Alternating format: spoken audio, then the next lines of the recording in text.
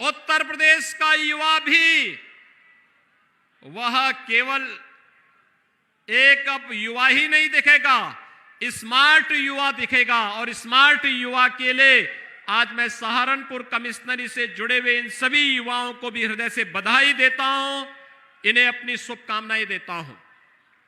भाइयों बहनों, यहां पर हम लोगों ने आज एटीएस के एक सेंटर का शिलान्यास किया है। भाइयों बहनों, ये एटीएस का सेंटर आप सब जानते हैं, Uttar Pradesh anti terrorist squad, इसने बहुत अच्छे काम किए हैं। आपने देखा होगा पहले की सरकारों में आतंकी हमले होते थे, कभी राम जन्मभूमि पर, कभी काशी के संकट मोचन मंदिर पर, कहीं लखनऊ की कचहरी पर, कभी काशी की कचहरी पर, कहीं पर रामपुर के सीआईएसएफ के सेंटर पर। ये लगातार आतंकी हमले होते थे और आतंकवादी भी गिरगिट की तरह कैसे रंग बदलते थे, वैसे ही जैसे आज समाजवादी पार्टी के बबुआ भी अब बोल रहे हैं ना। आपने देखा होगा, अब उनके वक्तव्य क्या आ रहे हैं। आज वो भी बोल रहे हैं कि अगर उनकी सरकार होती तो वो भी राम मंदिर का निर्माण करा देते।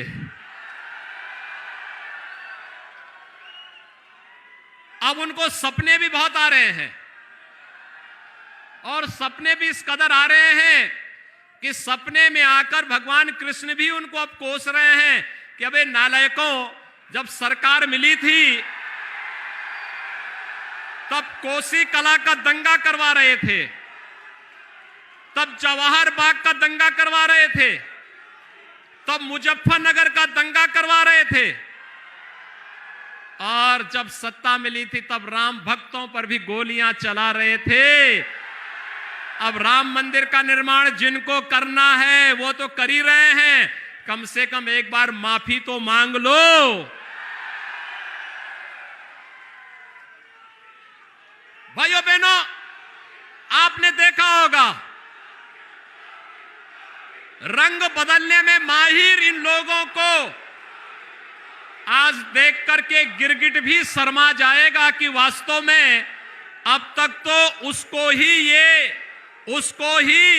ये उपलब्धि हासिल थी कि वह समय के अनुरूप अपना रंग बदल देता था, लेकिन अपनी बोली भाषा में विपक्ष के नेता कैसे अपना रंग और रूप बदल दे रहे हैं। आज किसी को राम मंदिर की याद आ रही है, किसी को भगवान कृष्ण की याद आ रही है, लेकिन जब सत्ता मिली थी तब तो पूरे प्रदेश को इन्होंने बेगाना बना दिया था। लेकिन हम लोगों ने पहले दिन कहा था ना कि अपराध और अपराधियों के प्रति जीरो टॉलरेंस की नीति के तहत कार्य करेंगे।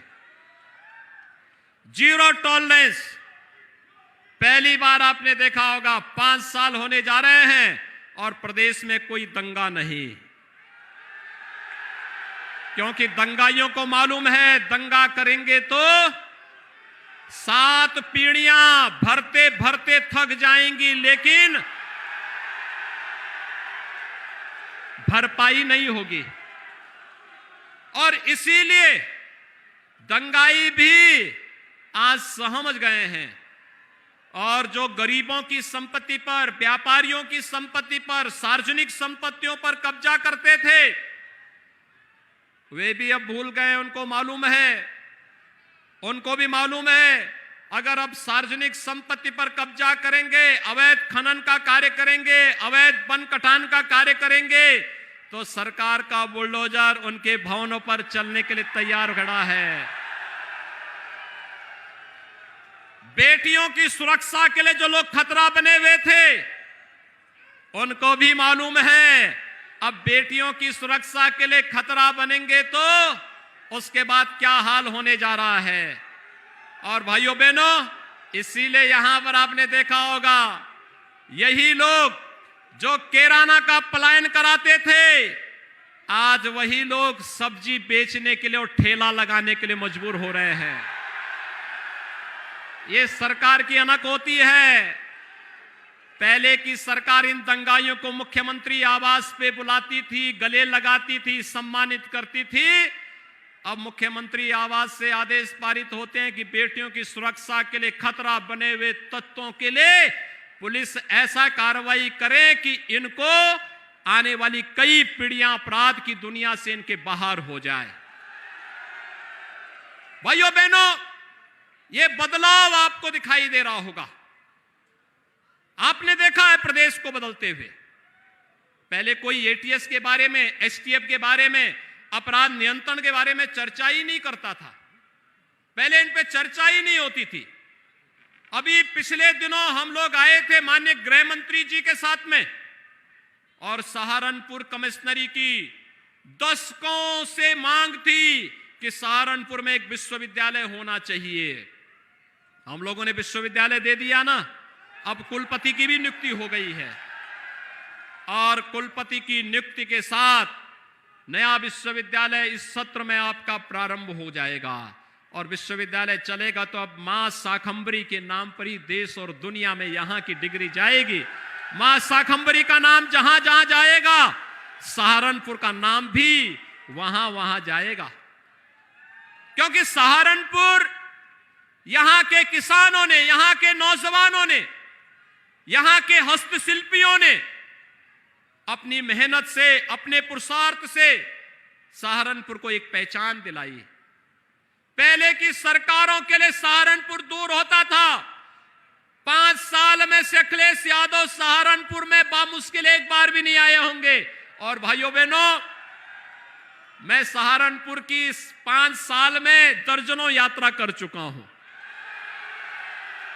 क्योंकि मेरे लिए जितना लखनऊ वैसे ही सहारनपुर। और इसीलिए भाइयों बहनों, आज इन सभी योजनाओं का सौगात देने के लिए मैं विशेष रूप से यहां पर आया हूं, आपको आश्वस्त करने के लिए। पहले की सरकार आतंकवादियों को, मुकदमों को वापस लेती थी, और हम आतंकवादियों को ठोकने के लिए एटीएस का सेंटर बना रहे हैं। उनको ठिकाना लगाने के लिए सेंटर बनाए जा रहे हैं। अगर देश के खिलाफ साजिश करोगे, हमारे नागरिकों की सुरक्षा के लिए खतरा बनोगे, तो हमारे कमांडो तुम्हें निकाल करके कहीं भी छुपोगे, ओसामा बिन लादेन की तरह कहीं भी छुपे रहोगे तो भी निकाल करके तुम्हारा काम तमाम करने का कार्य करेंगे। और इसलिए ये सेंटर, यहां पे हमारे 56 कमांडो हमेशा तैनात रहेंगे। कहीं भी आसपास के क्षेत्र में कोई हरकत हुई नहीं, दिन में, रात में, सुबह शाम, हर समय वे तैयार रहेंगे। और फिर उनका काम तमाम करने के लिए कुछ ही मिनटों में वे वहां पहुंचेंगे। भाइयों बहनों, यह विकास पहले भी हो सकता था, यह काम पहले भी हो सकता था, विश्वविद्यालय पहले भी बन सकता था। पिछली सरकार क्या कर रही थी? समाजवादी पार्टी की सरकार थी, और सहारनपुर मेडिकल कॉलेज जो मान्यवर कांसीराम जी के नाम पर था, उसका नामकरण ही उसने बदल दिया। लखनऊ में भाषा विश्वविद्यालय था कांसीराम जी के नाम पर, समाजवादी पार्टी ने उसका नाम भी बदल दिया। भाषा विश्वविद्यालय का नाम दूसरा कर दिया, नाम ही बदल दिया।